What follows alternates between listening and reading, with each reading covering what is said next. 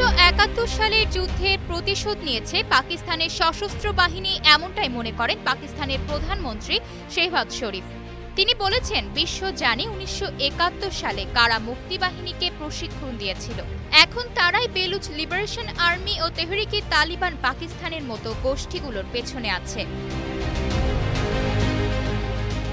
মূলত ভারত আর পাকিস্তান মার্কিন মধ্যস্থতায় সম্পূর্ণ যুদ্ধবিরতিতে রাজি হয়। তবে যুদ্ধবিরতির পর সোমবার জাতির উদ্দেশ্যে দেওয়া ভাষণে সন্ত্রাসবাদের সঙ্গে পাকিস্তানকে জড়িয়ে কথা বলেন ভারতের প্রধানমন্ত্রী নরেন্দ্র মোদী। এতেই ক্ষেপেছেন পাকিস্তানের প্রধানমন্ত্রী শেহবাজ শরীফ।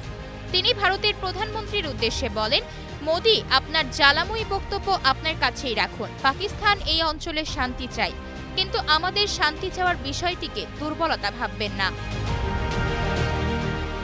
অপারেশন বুনিয়ান উন মারসুসের সাফল্যকে ঐতিহাসিক মুহূর্ত হিসেবে ঘোষণা করে তিনি বলেছেন, পাকিস্তানের সশস্ত্র বাহিনী ভারতীয় আগ্রাসনের বিরুদ্ধে কঠোর ও শক্তিশালী জবাব দিয়ে ১৯৭১ সালের যুদ্ধের প্রতিশোধ নিয়েছে। বুধবার ভারতের বিরুদ্ধে অপারেশন বুনিয়ান উন মারসুসে অংশ নেওয়া সেনাদের সঙ্গে দেখা করতে শিয়ালকোটের পাসরুন সেনানিবাসে যান শাহবাজ। শেহবাজ সেনাদের উদ্দেশ্যে বলেন, ইতিহাসে চিরন্তনভাবে থাকবে কিভাবে কয়েক ঘন্টার মধ্যে পাকিস্তানের রক্ষীরা ভারতের অপরিচিত আগ্রাসনের নিবারণ করে দিয়েছে।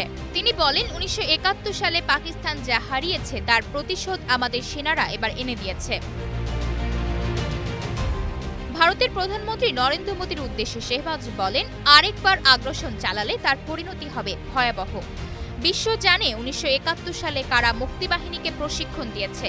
আজ সেই শক্তিরাই বেলুচ লিবারেশন আর্মি ও তেহরিকে তালিবান পাকিস্তানকে মদত দিচ্ছে, যার পেছনেও মোদির হাত রয়েছে। পানি প্রবাহ বন্ধের ভারতীয় হুমকির জবাবে শেহবাজ বলেন, যদি ভারত পাকিস্তানের পানির প্রবাহ থামানোর কথা ভাবে, তাহলে জেনে রাখুন, পানি ও রক্ত একসঙ্গে বইতে পারে না। এটি এমন এক সীমারেখা যেখানে কোনো ছাড় দেওয়া হবে না। আয়েশা অর্থী, নিউজ ডেস্ক, গ্লোবাল টেলিভিশন।